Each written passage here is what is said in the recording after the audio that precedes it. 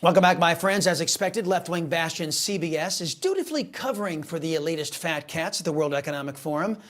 The event, quote, has increasingly become a target of bizarre claims from a growing chorus of commentators who believe the forum involves a group of elites manipulating global events for their own benefit. Okay, first, is it such a bizarre claim that the world is run by the super rich? Second, given recent events, maybe the left should be a little more careful what they label a conspiracy theory, as all these conspiracy theories have a nasty habit of becoming fact. Let's bring in our foreign policy experts. Former Pennsylvania congressional candidate and Newsmax columnist Bryan Leib, also former foreign policy advisor for the Trump campaign, Newsmax foreign policy analyst and author of Iran, an Imperialistic Republic and U.S. Policy, Dr. Walid Phares. Welcome to you both, gentlemen. You know, I want to hear from you both on this one. At this annual event in Davos, we see worldwide coordination from totalitarian governments through moneyed interests. It has one goal: to control the masses. The United States used to stand against that. How troubling is it that we see this current administration and the Biden administration in compliance with the suppression of constitutional and human rights all over the globe? Mr. Phares?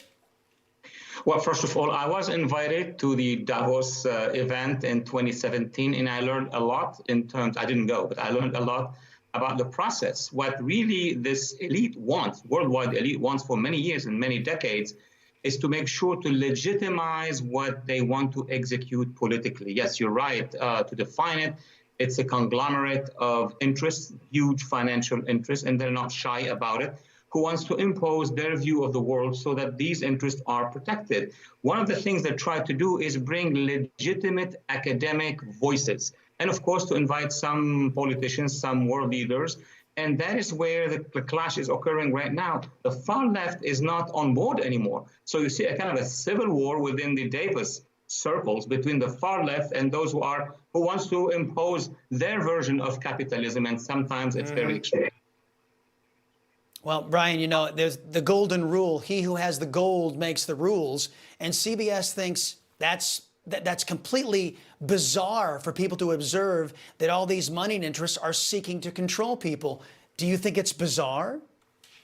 It's beyond bizarre. And let me just say, thank God I live in the free state of Florida, where we've heard many times woke goes to die. But what we're hearing from the global elite in Davos, and certainly what we hear, I think, here in America as well from our political elite, is that they want to tell people how to do things, when to do things, and everything has to be, part of this master plan. At the end of the day, I think a large part and reason as to why President Trump was elected in the first place is because people were sick and tired of being told what to do and how to do it and when to do it. And it might be a reason he gets reelected again. So, these world leaders and political elite here in America can keep telling the American people, what we should be doing as much as they want to. At the end of the day, we're going to do what is in our best interest for the future of our country. Yeah, these same elites say you can identify as a tree, thus you are a tree. I mean, it's absolutely crazy. These people are nuts. Dr. Phares, Germany is reluctant to send Leopard tanks to Ukraine at this critical time in their war that was started by Putin in Ukraine against Russia. Congressman Michael McCaul is urging the United States to send an Abrams tank to Ukraine to spur European support. Don't forget that European reliance on Russian oil is a major reason why Putin has been boldened to make this move in the first place. What does it tell you when Western countries like Germany can't stand against Russia, even after Russia attacks them using energy as a weapon that Donald Trump said they would use? That's exactly it. Basically, it's oil. And it's the capacity of Germany and other countries to be independent in terms of energy. But what worries me is that in the past, even NATO, which had made many mistakes after the collapse of the Soviet Union, is not able to be unified. I mean, President Trump basically warned the Europeans, if you're not independent, you're not going to be able to confront Russia or any threat, for that matter, from the Mediterranean or any other place. They didn't care about it. And now that they are facing a major energy crisis, each country is trying to do their national interest. That's exactly what former President Trump told them. Each one is going to calculate their own national security interest. And with regard to tanks, in my view, if there is an integrated international NATO-based, Western-inspired strategy, they are going to be dispersed dealing with the Ukraine crisis, unfortunately. Well, sadly, there's no U.S. leadership. It's non-existent.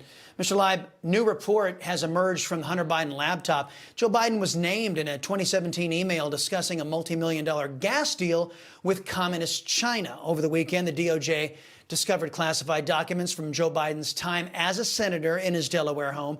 Many see this scandal as ensnaring huge swaths of government and the Democrat Party. How do you see this? You know, it's a classic case of rules for thee, but not for me.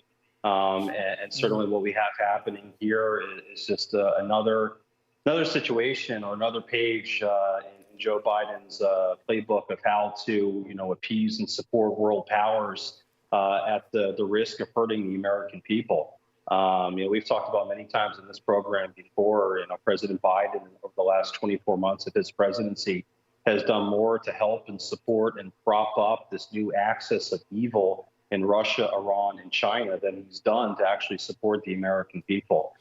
So I think Walid will agree with me. It is time for the leader of the free world to start projecting some strength onto the world before it's too late. And it might be too late at this point. Sorry to say. It's time we had a leader. It's time we had a leader of the free world. Bryan, Leib, and Walid Phares. Gentlemen, thank you for the visit. Coming up, Biden's White House keeps Kamala away from the border again and instead puts her in Florida to give a pro-abortion speech.